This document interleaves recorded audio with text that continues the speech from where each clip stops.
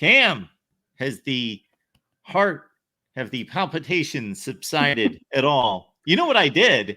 You know what I did late in that? No, it was not late in the game because I was actually on during the game. Yeah.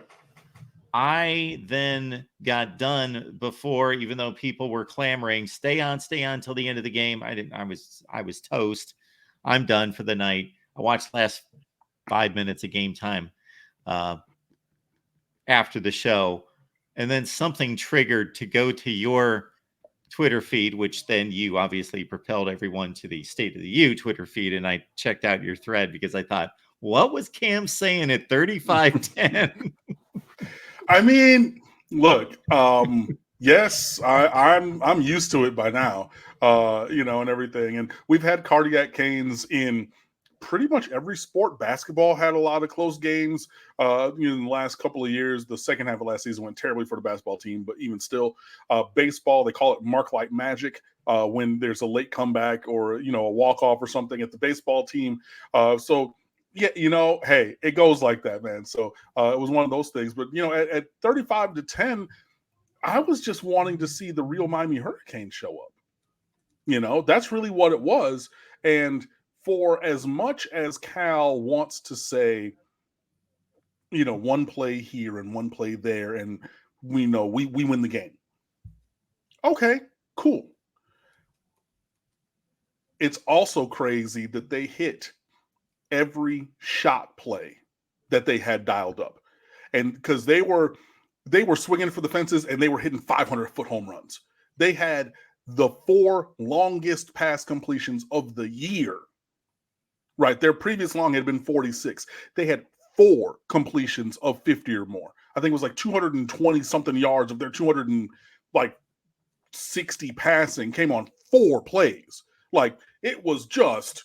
And one of them was we went for it on 4th down, great play design. They made an incredible play. Elijah Arroyo, I need you to take that flat route to 2 yards, not 1 yard, and allow them to tackle you short. But the next play, bang, they dial up a cover 2 beater. Then you put Mish Powell, just in no man's land with no leverage when they ran that over route away from him.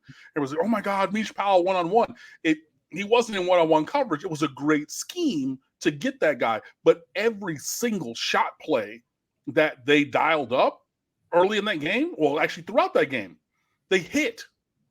And, it was kind of crazy. I was really just waiting for the real Miami Hurricanes to show up.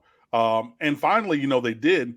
But, if you look at there's an analytics account on Twitter, Parker something is his name, and he puts up a post of the success rate disparity between the winning team and the losing team, so you can see how successful their plays were throughout the game.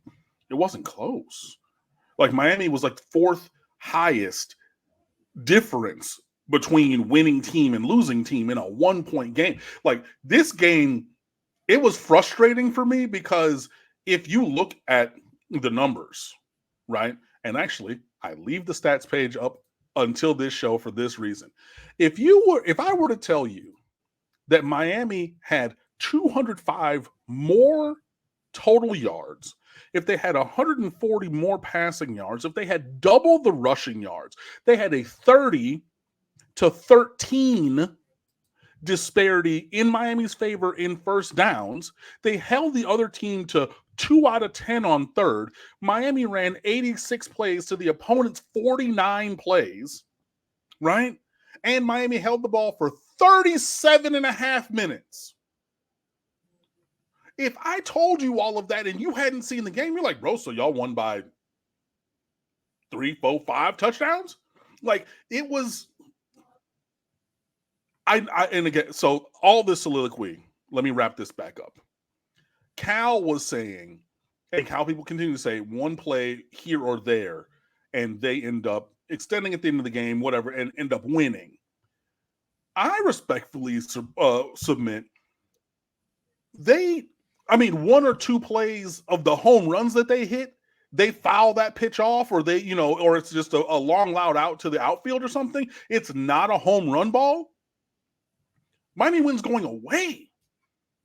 And that's not even including the fact that Cam Ward gifted them, I mean, the worst play of the year. Like, what are you doing on this? And I know he has the bravado of excellence, right? Sometimes you have to kind of have that fuck you attitude. You know what I mean? To really tap into greatness. I get it. But do not insult my intelligence by saying, well, I've done the exact same thing. You've not done the exact same thing. You've done kind of similar things. You threw across your body, going left, throwing right at Florida. That was tipped for interception. You've done a couple of those other ones where there's been people in acres of space of you've been as he's been running around and manipulating the defense. But throw, I mean, it was like recess. It was like 500, if y'all remember that. You know what I mean? Just throw it up and into the middle of the defense, and whatever happens, happens. Cam doesn't do that. That was the worst version of him at quarterback. And it took all of that to get them that lead at 35-10. You know, but like this, it really took such an outlier performance on the chunk plays by Cal. And credit to them, well coached. They were coaching circles around Miami after the first quarter was 7-7, but that second quarter into the third quarter, they were coaching circles around us, you know. But it was only the very few plays. But then you look. Actually, they had 13 first downs. I don't know why, because I'm looking at the official stats. I don't know why the ESPN page says 12, but fine. You know why they only had that? Because 4 of those plays went for touchdowns. You know, like it was just, it was just frustrating on so many levels. I'm glad that we finally just cut out the bullshit, stopped just messing around and everything, and finally got it done. But yeah, it was a little bit of a interesting game, to be sure. Glad that Miami got the win. I was able to post my pre-written, bowl eligibility piece, which I know people were going to say, Cam, why did you pre-write this and have it in editorial? You're the bad juju. I would have just been the bad juju. But I mean, yeah, Cal just hit home run after home run after home run. And eventually they stopped making contact, and those big swings ended up as strikeouts. And Miami, really had control of the game. It just took a while to get it on the scoreboard. Why was that not targeting? Because he hit him with shoulder to shoulder. Like, shoulders and heads are closely. Absolutely. Absolutely. That was a vicious and violent football hit. It was not targeting, like, objectively. It was not. Like, and Fernando Mendoza is a runner at that time because he's running down the field trying to convert. Credit to him trying to make it. And if you're talking about bringing his head into play, or, into the scenario of where he was hit, he saw, Wesley was saying, he saw that train coming and he turtled. So, hey, man, like, I get that shoulders and heads are closely articulated. I'm not going to say that, like, there was no contact. Right, right. It's all right here, the head bone's connected to neck bone connected to shoulder bone. Like, we all know, whatever. But, like, he went in with the shoulder. Wesley did, his left shoulder coming across.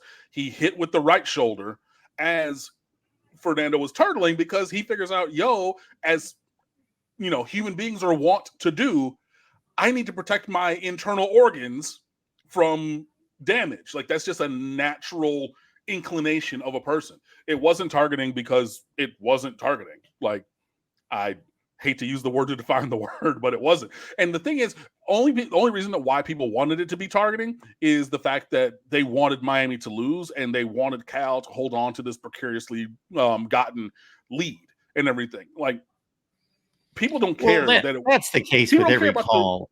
Right, but people don't care about the rule. It wasn't like he came in like Chuck Cecil in 93. You know what I mean? But, like, it's not targeting, but it was a violent hit, so let's call it targeting because I hate Miami. Oh, absolutely. Absolutely. That's not why I'm asking you the question, though. But you're right. I completely discard, and I have gotten into the habit of insulting my viewers on a regular basis, and I hope they take it the right way. And they must, because they seem to just keep coming back. But I let them know I don't really take your opinions as being worth much of anything, because you're just so incredibly biased. And Yeah. and it's proven just so many ways. But anyway, Right. um, because that is the vitriol, and that is the angle that is taken on social media when something controversial happens in Yeah. sports, Hmm. that you can't you can't take any of that as being logical, because everybody's taking it from their angle and then trying to prove that, not looking at it rash. I was looking at it as, okay, I want to, obviously I want the play to be called correctly. And I have from day one always thought that what was being asked of these defensive players is, now they're being taught, they're practicing ways in which it's starting to become, and I'm sure at this point has become ingrained in them to where it's Hmm. more natural for them. But I thought initially, this is crazy to be asking these guys at a split second notice to contort their bodies and to be able to predict what their opposing player is going to do. I just thought that Yeah. that was ridiculous. But I was looking at two things, but you bring up a great point uh, that negates these two. So I'm okay with your response. I was just challenging you to explain. Yeah. No problem. I'm not standing in the opposing camp, but I saw the launch and I saw the crown of the helmet hit. Which, if we look at when helmets hit in plays, it's basically Right. every play of the game. And Helmets it hit. was high on the helmet. It was not the crown. The crown is like Yeah, the actual yeah, sure. tippity top. It's like a 3-inch radius like thing at the very top of your head. You know what I mean? So like Yeah, even here is not crown, and you're like, but it's on. It's above your eyebrows, and that's not technically the crown. The crown is like I all of the way and everything. But yeah, it was a violent hit. Like it was definitely like if jacked up were still on and everything. And like, I mean, I made a noise here in my apartment at 2:30 in the morning that one of my neighbors actually spoke to me about on Sunday and everything, because like, bam, you know what I mean? But like, no, it was a clean hit and everything. And as Leroy the Black Ninja Turtle says, yeah, I've got to go 1-0 every week, except for this week because we're off. So hey, but yeah, just trying to do that, and it was a interesting journey to get there and everything. But yeah, I really, again, credit to Cal. They were hyped up, they were coached up really, really well, but the disparity of this game was not accurately represented on the scoreboard. Like Miami dominated that. Like we beat the hell out of Cal, honestly and truly. Like we really, really did. They, again, if you go for these home run balls and you don't hit them early, maybe you stop throwing them and everything. But they had the opportunity to go for it. They went for it and they hit those plays. There's been so many times when teams have gone for those and not, and then okay, well now I got to punt and then things. But like again, if you look at the raw stats, if you look at the advanced stats, if you just pretty much watch with your eyeballs, like it didn't make sense why Miami was down 35-10. That's why I didn't really get stressed out because I'm like, what vortex are, I mean, it was clearly the ACC After Dark vortex, but like, what alternate universe am I in? Because we are beating the hell out of this team on a play-to-play basis, but they hit these 4 home runs. So, singles and doubles, turn a double play here, turn a double play there, whatever. Sorry, all the baseball analogies. My Detroit Tigers are one player away from the ALCS. But you know what I mean? But like, they're taking these huge hacks. And when you stop making square contact, now all of a sudden it's 3 up, 3 down, 3 up, 3 down, 3 up, 3 down. And that's what happened, but it again, the score line did not accurately denote the disparity of this game. It really did not. this has nothing to do with what anyone would care about concerning this game, and I just tuned in again for the last 5 minutes. But it was a somewhat poorly produced ESPN broadcast. What little I saw, Mm-hmm. and and not that's not because Reese Davis was sick and didn't sound like himself, because that was my Oh, initial response was, that sounds like Reese Davis, yeah, but it doesn't. Who is this guy? yeah, It took me a while to figure, but I thought it has to be Reese Davis because any big He college sounds football like Reese person, Davis. it sounds like Reese Davis, number one. Number two, if you watch as much college football as I do, you know the sound of everyone's voice. Plus, Right. ESPN's not hiring someone who sounds like that, Right, So I right, right. thought, well, it's got to be Reese Davis. And then I'm like, wow, he's having a rough time, boy. It sounds painful. But I'm talking about from a production standpoint, I was wanting replay. I get very few replays in the last 5 minutes. What I also, one particular play, I want to replay on just about every play of the game, basically. I want to see, was that a pass breakup or did that guy drop it? And I hate when they keep moving to the next play, especially when it's not a hurry up offense. But the Xavier Restrepo play, we did get a replay, but I got a replay of an ISO on Restrepo, and I don't know what happened. On the I'm wanting to 77-yarder? see the Cal defense. Yes. Yeah. I'm wanting to see where did they go? What is going on here? I mean, it was backside safety kind of thing. It was almost, it was the same concept that Cal hit on the one after the fourth down, where they stopped us and then they hit the throw for 51 directly after that. It was the same concept as that, basically putting the backside safety in conflict or putting the defender in conflict and then running to open space, and yada yada yada. Yeah, I wanted that. But hey, there were some what's up, Kenson? There were some calls that were missed. I saw people were like, hey, on the last RPO that Arroyo scored on, Miami offensive line were blocking down the field. Call it. Fine. I'm perfectly fine with that. You want to go back and look at the Javid Best? Jesus, wow, I did go there. The Jaden Ott touchdown on fourth down when he clearly was a full foot out of bounds, right? But it was up the Cal sideline, but so you couldn't see it during live act. But during the play, I was like, he seems like he went really close to that sideline. You got the reverse angle of that? Like his foot is fully over onto the white. You know what I mean? Well, it happened in the game. Like, hey, you can't have it both ways. You know what I mean? And like, cool, I'm fine, with that or whatever. But even if you're like, cool, give me the 5 and it's second and goal on the 10 or whatever. When, Cal, I saw somebody who tweeted it well. Like Miami had 4th and 12, 3rd and 20, and 3rd and 17 on that final scoring drive. And y'all want to talk about one play, and y'all were up 4 scores.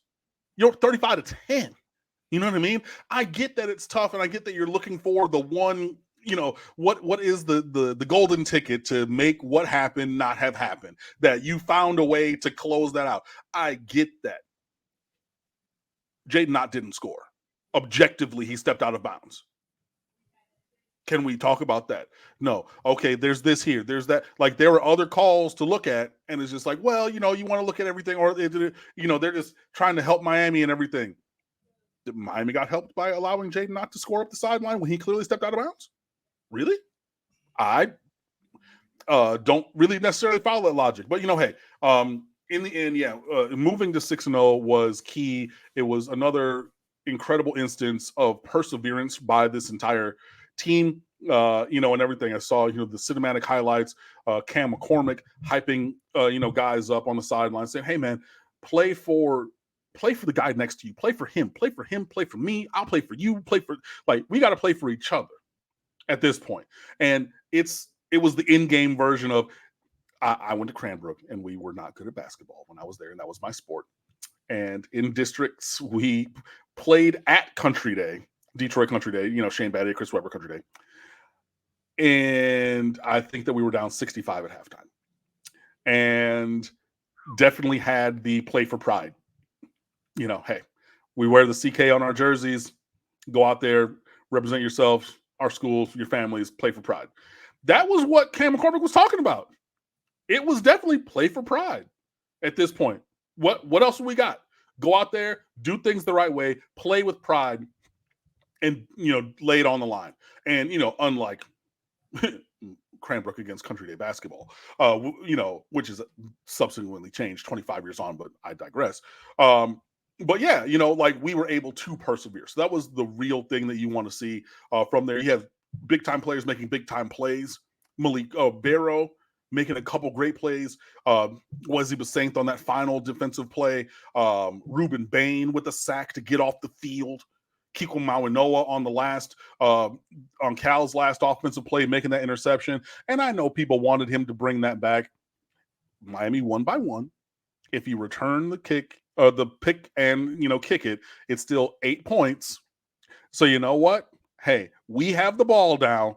I'm going to slide down, go celebrate, and a Mario Cristobal coach team took a knee to run out the game. It poetic, and really, yeah, just a credit to this team, a credit to everybody just sticking through, doing their job, and coming up with the plays that they needed to. And Cal went in the fourth quarter.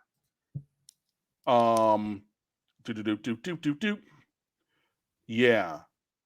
In the fourth quarter, they had a 5-play drive for 8 yards, a 4-play drive for 21, and the last drive, which was 4 plays in 0 yards in the fourth quarter. Like, Miami had seldom gotten off the field until they absolutely had to have it. So I know that, Cam Ward and the offense and everything walking them down, but in any sport, comebacks start on defense. You got to get stops and scores. And after throwing the pick six, it was kind of inverted. So, okay, now we got to get score, stop. But you have to get those stops. And credit to the defense, who was struggling and up against the ropes for a while. And like I said, getting coached circles around.